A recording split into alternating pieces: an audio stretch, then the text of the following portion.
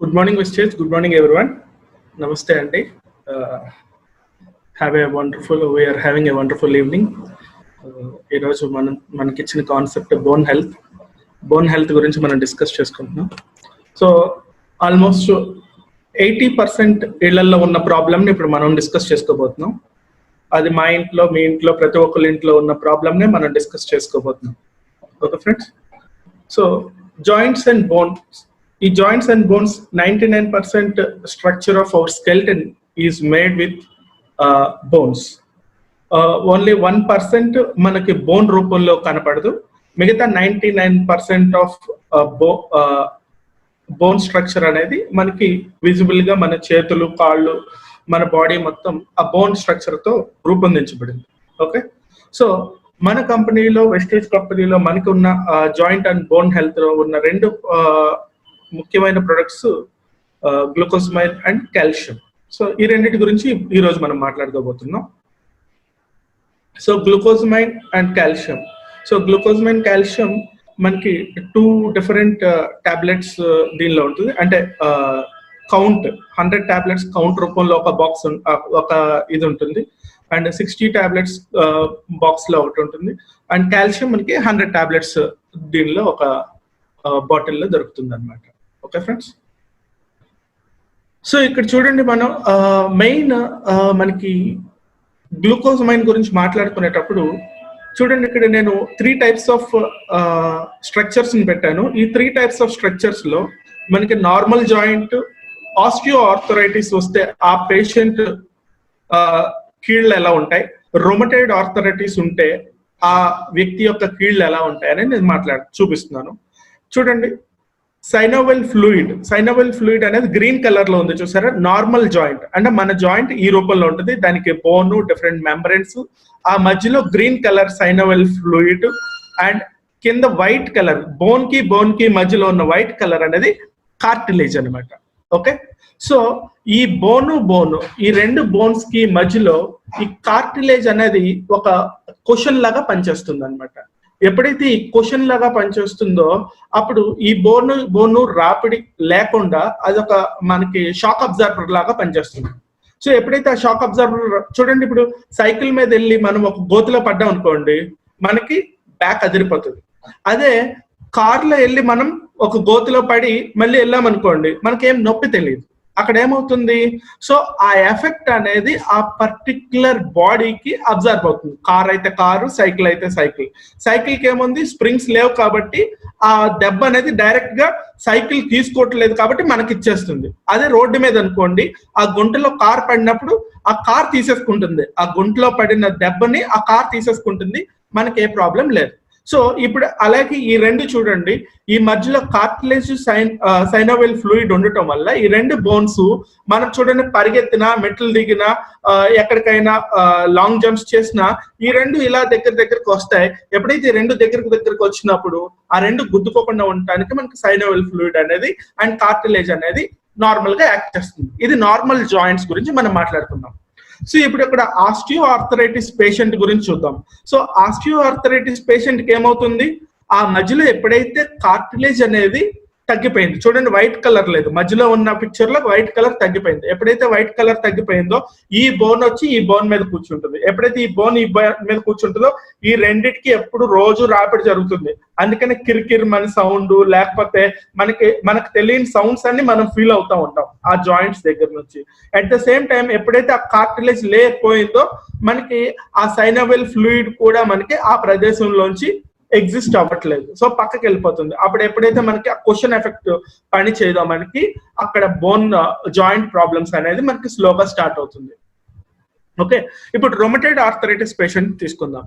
So ఈ rheumatoid arthritis patient కి ఏమవుతుందంటే బోన్స్ అనేవి వెరీ ఫ్రగైల్ గా ఉంటే వాళ్ళకి ఆ ఇన్ఫ్లమేటరీ ప్రాబ్లమ్స్ అనేవి ఉంటాయి. అంటే ఏంటంటే వాపులు ఎక్కువ ఉంటాయి. సో ఏళ్ళు దగ్గర, ఇక్కడ ముడుకుల దగ్గర, ఇక్కడ జాయింట్స్ దగ్గర, ఇక్కడ ఎక్కడ పడితే అక్కడికి, అంటే ఒక 2 బోన్స్ ఎక్కడైనా కలుస్తున్నాయి అంటే అది ఈవెన్ ఫింగర్ అయినా కానీ ఆ 2 బోన్స్ ఎక్కడైతే కలిస్తే అక్కడ వాళ్ళకి చిన్న వాపు లాగా వచ్చేస్తుంది. సో జస్ట్ మీరు వెళ్ళి ఇలా టచ్ చేసినా కానీ వాళ్ళు తట్టుకోలేరు అనమాట. మా మదర్కి ఆ ప్రాబ్లం ఉంది, సో అందుకని నాకు తెలుసు అనమాట ఇంత డెప్త్ గా.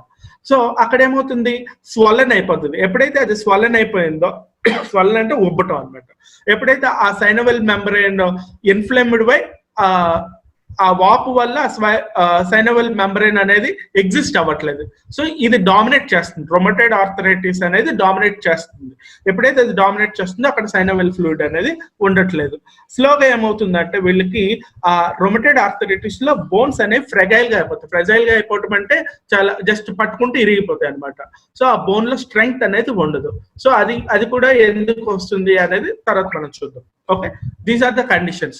సో ఇప్పుడు వీటిని మనం చెయ్యాలి అంటే దీనికి ఎక్కడ ప్రపంచంలో క్యూర్ అనేది లేదు. క్యూర్ అనేది లేదంటే ఎక్సెప్ట్ కేళ్ల మార్పిడి అనేది వేరే క్యూర్ లేదు.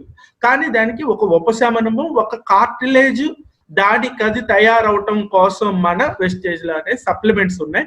ఆ సప్లిమెంట్స్ ద్వారా చాలా మందికి కార్టిలేజ్ అనేది కొంచెం ఇంప్రూవ్ అవటం వల్ల, వాళ్ళకి ఆ క్వశ్చన్ ఎఫెక్ట్ రావటం వల్ల ఆ 2 జాయింట్స్ దగ్గరికి రాకుండా, వాళ్ళు ఎప్పుడైతే 2 జాయింట్స్ దగ్గరికి రావో వాళ్ళు హ్యాపీగా ఫీల్ అవుతారు. సో ఆ నొప్పి అనేది ఉండదు. సో ఆ పనిని ఎవరు చేస్తున్నారు అంటే మనకి గ్లూకోజమైన్ చేస్తుంది.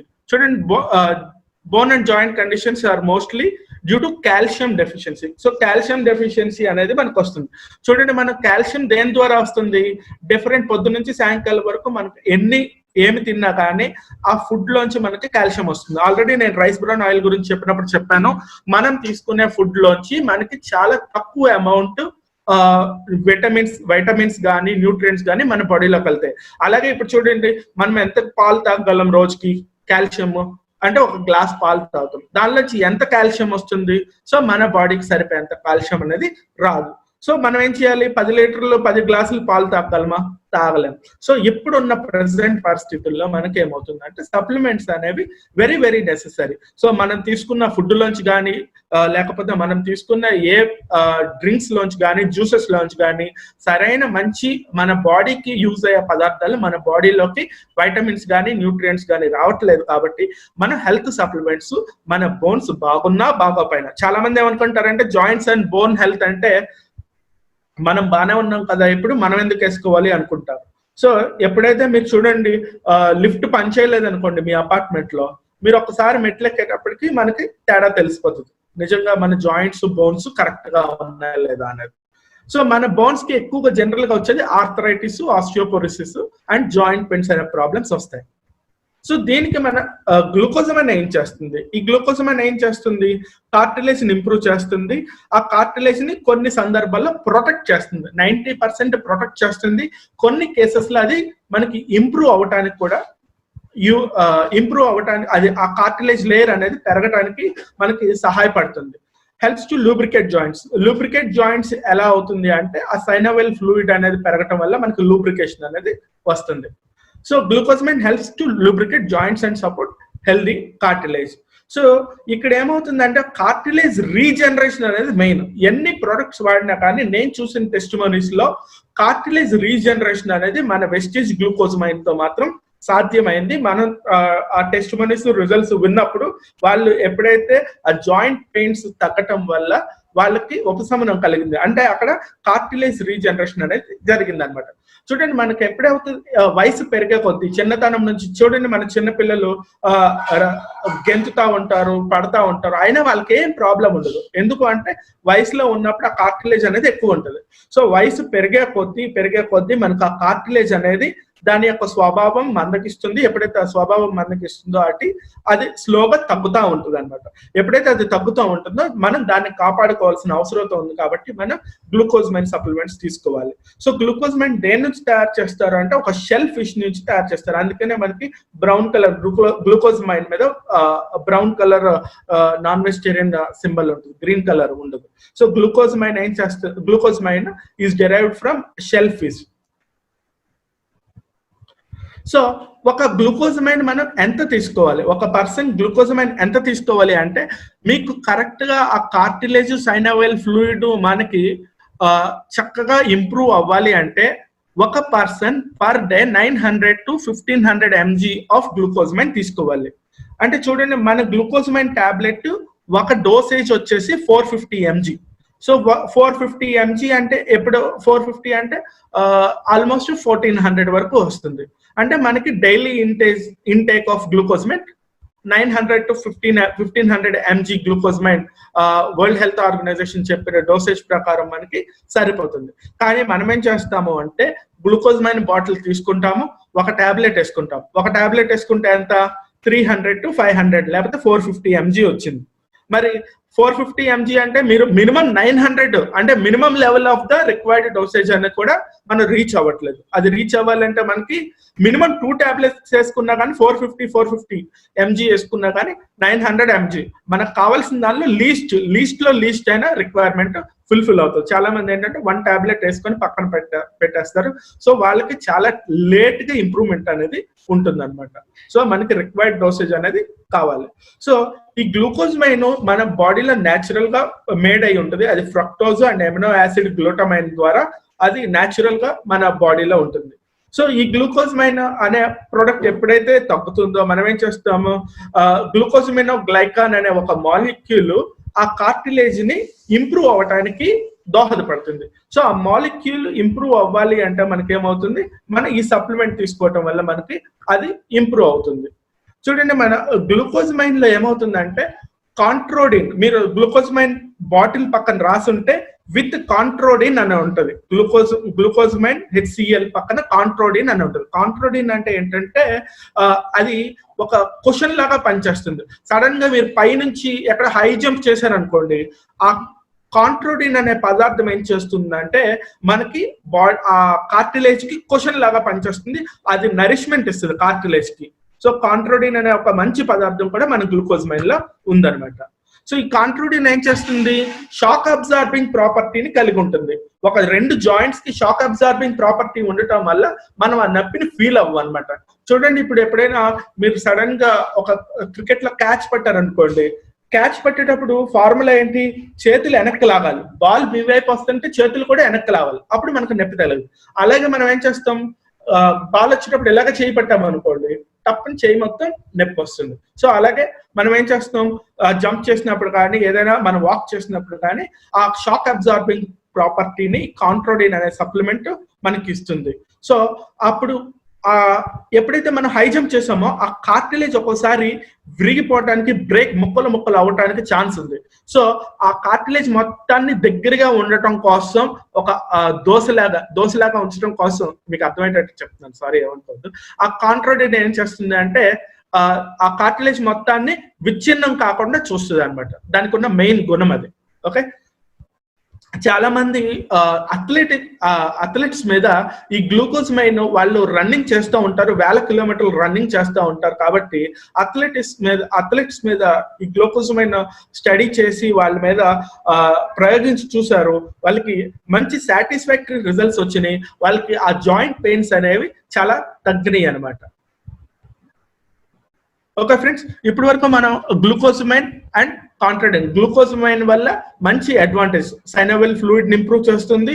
అట్ ద సేమ్ టైం కాంట్రోడిన్ వల్ల మనకి ఆ షాక్ అబ్జార్బింగ్ ప్రాపర్టీ వల్ల మన కార్టిలేజ్ కూడా డ్యామేజ్ అవ్వకుండా ఉంటుంది. సో మన గ్లూకోజమైన్ 450 mg కలిగి ఉంటుంది. 450 mg అంటే మినిమం రోజుకి 3 టాబ్లెట్స్ వేసుకుంటే మన డైలీ కావాల్సిన గ్లూకోజమైన్. ఎవరైతే చాలా osteo arthritis, rheumatoid arthritis joint pains తో ప్రాబ్లమ్స్ తో ఉన్నారో వాళ్ళందరూ మినిమం 3 టాబ్లెట్స్ కంపల్సరీగా వేసుకుంటే మీకు with in short span of time మీకు ఇంప్రూవ్మెంట్ కనపడుతుంది అనమాట.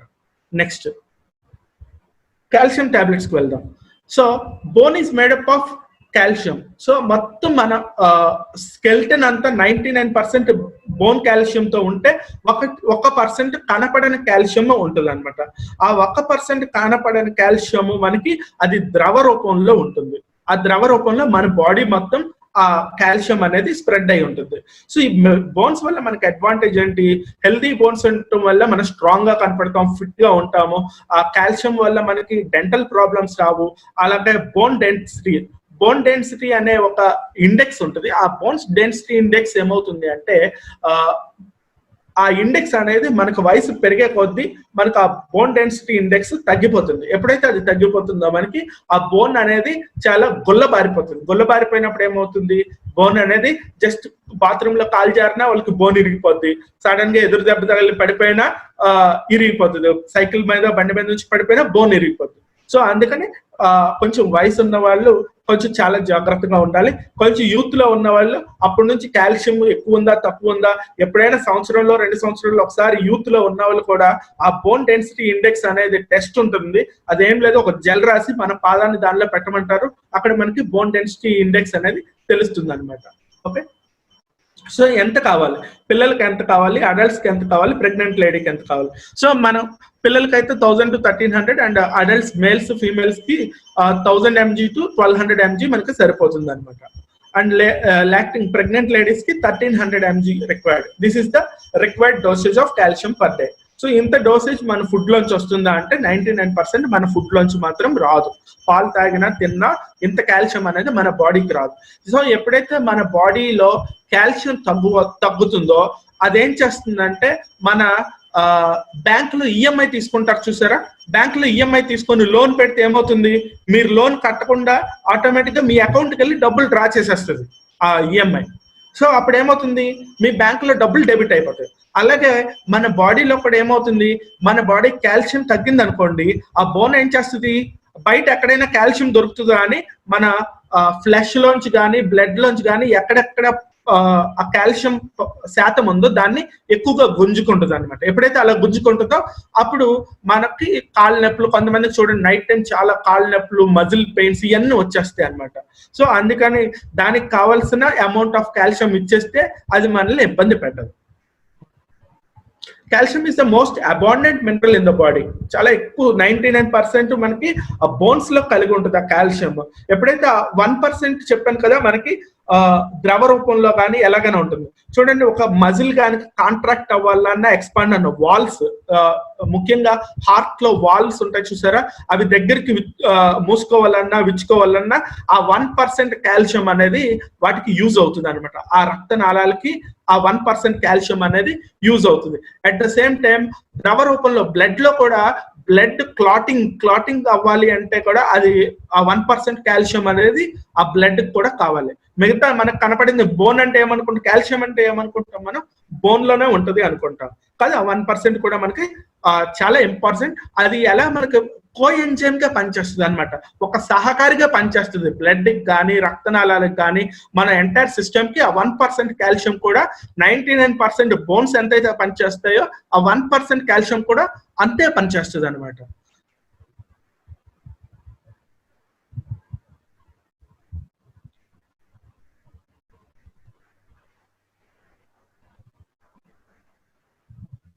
చూడండి, గ్లూకోజమైన్ టాబ్లెట్స్ ఇందాక నేను ఒకరితో ఆర్డర్ పెట్టించినప్పుడు ఒక పెద్ద ఆవిడ ఆ టాబ్లెట్స్ వాడుతుంది. ఎక్కడ, చెన్నై ఆవిడ.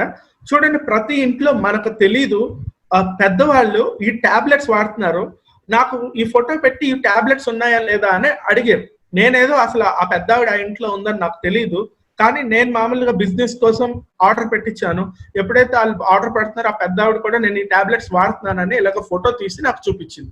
అంటే ఏంటి, ప్రతి ఇంట్లో ఒక పెద్దవాళ్ళు ఉంటే కనుక కంపల్సరీగా ఈ కాల్షియం అబోవ్ 50-55 అబోవ్ అయితే కాల్షియం బాడీ అబ్జర్వ్ చేసుకోలేదు కాబట్టి వాళ్ళకి అంత రెగ్యులర్ గా ఇవ్వక్కర్లేదు. బిలో 50 వాళ్ళకి మనం కాల్షియం ఇచ్చుకోవచ్చు. గ్లూకోజమైన్ ఎవరైతే జాయింట్స్ ఈ ప్రాబ్లమ్స్ తో ఉన్నారో వాళ్ళందరికీ మనం ఈ టాబ్లెట్స్ అనేవి, ఈ గ్లూకోజమైన్ టాబ్లెట్స్ ఇవ్వచ్చు. ఇక్కడ ఏమవుతుందంటే మనకి టెస్ట్ మనీ చెప్పాలి అంటే కనుక మా మదర్ కి మేము గ్లూకోజమైన్ టాబ్లెట్స్ వాడాము. At the same time glucosamine collagen 2 వాడాము అనమాట. సో ఈ గ్లూకోజమైన్ మా మదర్ 2nd ఫ్లోర్ నుంచి కిందకి దిగాలి అంటే కనుక ఆవిడకి చాలా ఇబ్బందిగా ఉండేది, ఎవరైనా సపోర్ట్ ఉండాల్సి వచ్చేది.